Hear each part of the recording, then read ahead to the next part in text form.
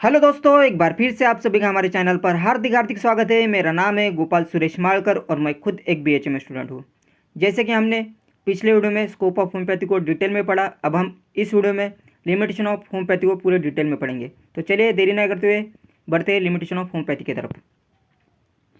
There are certain condition in which the homeopathy does not have any answer, that is why we say the limitation. हमारे homeopathy में हम कुछ disease को treat नहीं कर पाते।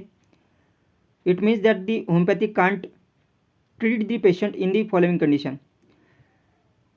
First is purely surgical diseases, second accidental case, third is life threatening or emergency condition, fourth is genetic abnormality, fifth deficiency diseases, sixth pathology is irreversible, seventh lacking of vital force or suspended animation, eight is exciting or maintaining cause still persisting, nine is artificial chronic diseases और 10 prolonged drug habituation। अब हम एक के बाद एक limitation को पूरे detail में देखेंगे। तो चलिए देखते हैं। First is purely surgical diseases. In this condition only way of surgery treatment of the choice. In this condition the no use of taking medicine even from the any other pathy, for example fracture. Purely surgical disease माने क्या होता है कि हमारे पास एक ही रास्ता बचता है, सर्जरी करके हम पेशेंट को ट्रीट कर सकते हैं और सर्जरी के केस में हम पेशेंट को मेडिसिन नहीं दे सकते, फॉर एग्जाम्पल फ्रैक्चर कंडीशन में। और अदर जो प्योरली सर्जिकल डिसीज हो सकते हैं हमारे पैथी में भी और अदर पैथी में भी हम मेडिसिन नहीं दे सकते प्योरली सर्जिकल डिसीज में। Second is accidental case. In sudden accident occurring to the previously healthy individual, here there is no disease to be remove but suppression and obstruction of the vital force. अगर एक आधा healthy individual है, उसका accident हो गया है और उससे प्रीवियसली डिसीज थी, तब हम उस हेल्दी इंडिविजुअल की हम उस डिसीज़ को नहीं रिमूव करेंगे, उसके जो ऑब्स्ट्रक्ट और जो सप्रेशन हो गया है वाइटल फोर्स का, उसे हम रिस्टोर करेंगे और उसकी जान बचाएंगे। थर्ड इज लाइफ थ्रेटनिंग और emergency condition, when the life of patient is and danger by excess loss of vital fluid such as blood and water. अगर एक आधे पेशेंट का वाइटल फ्लूइड माने ब्लड और वाटर एक्सेस में loss हो गया, तो हम उस कंडीशन में पेशेंट को नहीं बचा पाएंगे होम्योपैथी में, क्योंकि in this condition there is no time for the homeopathic medicine to show its effect. उस कंडीशन में हमारे होम्योपैथिक मेडिसिन उसके जो इफेक्ट है उसके बॉडी पर शो नहीं करेंगे। In such case the homeopathy can't use. हम इस केस में होम्योपैथी मेडिसिन प्रिस्क्राइब नहीं कर सकते।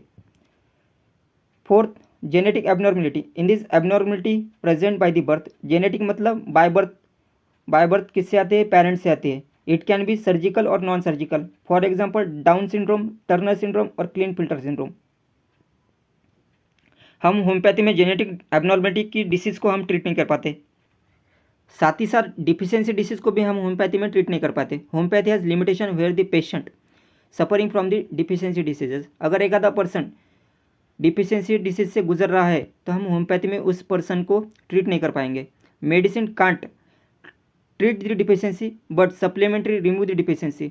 हम मेडिसिन से उस पेशेंट की डिफिशियंसी तो नहीं निकाल सकते, पर सप्लीमेंट्री देकर उस पेशेंट की डिफिशियंसी ज़रूर निकाल सकते हैं। Six, pathology is irreversible. Homeopathy has limited scope in cases of irreversible organic change और स्ट्रक्चरल डैमेज और ऑर्गेनिक चेंज माने the damage in the tissue. Pathology deals with the disease process. Seventh is lacking of vital organs, loss of organs during the accidental cases where the vital force is deranged। अगर एक आधे person का accident severe accident हो गया तो उसमें उसके organ भी जा सकते हैं। उससे क्या हो सकता है? उस पर्सन का वाइटल फोर्स डिरेंज होगा और वाइटल फोर्स अगर डिरेंज हो गया तो वो पर्सन डिसीज कंडीशन में जाएगा। In such patient may be palliated from time to time and complete cure is impossible. इस केस में हम पेशेंट को कंप्लीट क्योर नहीं कर पाते होम्योपैथी में। 8 is exciting or maintaining cause still persisting. In the homeopathy has limited scope where the exciting and maintaining cause still persisting। एक homeopathy का स्कोप इसमें कम है, इसलिए हम इसे लिमिटेशन में पढ़ते हैं। Artificial chronic diseases. In homeopathy has limited scope in artificial chronic diseases. जैसे कि हमने एक्साइटिंग और मेंटेनिंग कॉज का स्कोप होम्योपैथी में कम है, वैसे ही आर्टिफिशियल क्रोनिक डिसीज का स्कोप होम्योपैथी में कम है, इसलिए हम इसे लिमिटेशन में पढ़ते हैं। 10 in cases of prolonged drug habit, homeopathy has limited scope in patient has prolonged habit. अगर एक आधे पर्सन को ड्रग लेने की आदत सी पड़ गई है तो उस केसेस में हम उस पेशेंट को होम्योपैथी में ट्रीट नहीं कर पाएंगे। Due to the long continue use of drug the patient become so much habituate. वो लगातार ड्रग लेने के कारण उस पेशेंट को उसकी आदत सी पड़ गई है। उस केसेस में हम होम्योपैथी में उस पेशेंट को हम ट्रीट नहीं कर पाएंगे। In cases withdrawn in the homeopathic treatment become very much difficult. हम उसका जो ड्रग है हम डायरेक्टली बंद नहीं कर सकते, वो हमारे लिए नामुमकिन है हो जाएगा होम्योपैथी में। Although the drug may be gradually withdrawn in many cases it may be impossible in some cases withdraw this drug the completely. हम कुछ केसेस में पेशेंट की जो ड्रग की आदत है हम धीरे धीरे करके बंद कर देते हैं, पर कुछ केसेस में हम डायरेक्टली ड्रग को बंद करना हमारे लिए नामुमकिन हो जाता है। अगर आपको यह वीडियो अच्छा लगा तो लाइक, कमेंट एंड सब्सक्राइब। तब तक के लिए थैंक यू सो मच। अगले वीडियो में मिलते हैं। Bye bye.